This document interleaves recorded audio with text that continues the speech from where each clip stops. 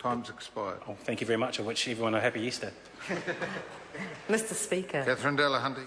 Thank you, Mr. Speaker, and likewise I wish everybody a really good break and a good holiday, and it is an opportunity to reflect on our own privilege that we enjoy in this House because we're on really good wages paid for by the taxpayer, and I think we're all aware of their expectations of us, but it's also good to acknowledge what privilege gives you and recognise that sometimes privilege puts you in a bubble and you do not understand, sorry Mr. Speaker, not you, but it is easy not to understand in a bubble what it's like for other people. We meet a lot of people, but we don't walk in their shoes. We don't have to.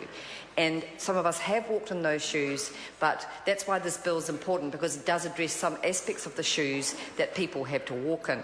It doesn't go far enough in terms of amending what is a fairly chaotic, now ancient piece of legislation, and I enjoyed hearing from the previous speaker, Andrew Little, about the history, because I think it's good to remember the Social Security Act was once a vibrant, transformative and liberating piece of legislation, heralded around the world and greeted by my own ancestors with great enthusiasm, Irish poor who never ever could afford to build a house until the 1950s, even though we'd been here since 1864.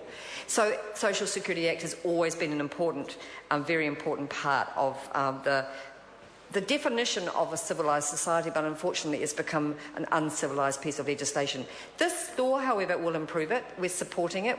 We believe that the two changes are going to be good.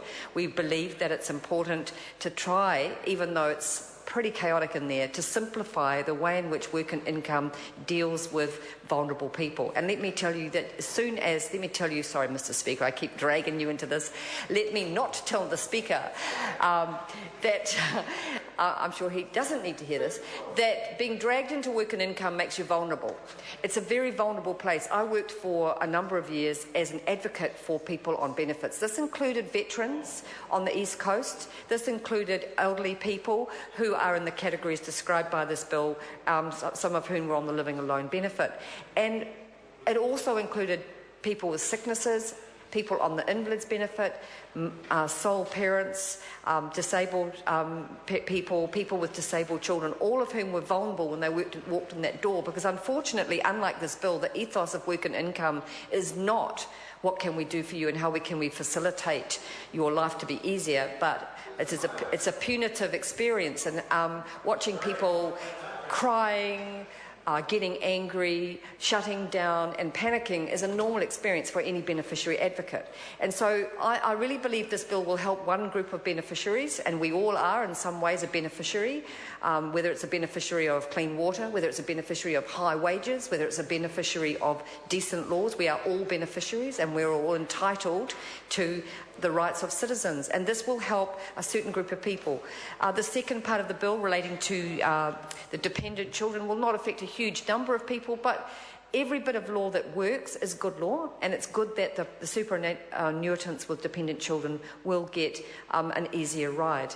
I do want to go back to the point about the importance of collapsing the living alone benefit and making it simpler for people who are vulnerable, because obviously when you've lost a lifelong partner or family member, you are vulnerable, and the bureaucracy is absolutely impregnable.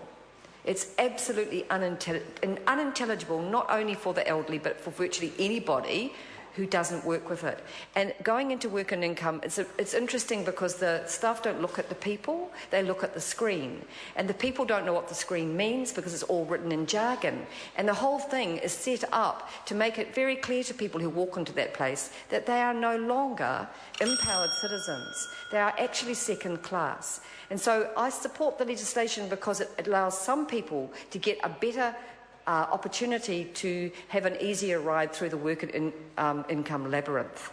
But that labyrinth is not just for the so-called deserving poor, it's for everybody, because there but for the grace of God goes every single person in this house, that one day we may need the support of the social security system, and that we would want to be treated with the same respect, with the same clarity and with the same facilitation as this bill does for the elderly in our community. And I also commend Kevin Haig's speech, because if we cannot look after our children, then the care for our elderly becomes a little bit a little bit contradictory. I'm sure as a grandmother, like many people here, we believe our children need exactly the same care as our vulnerable elders.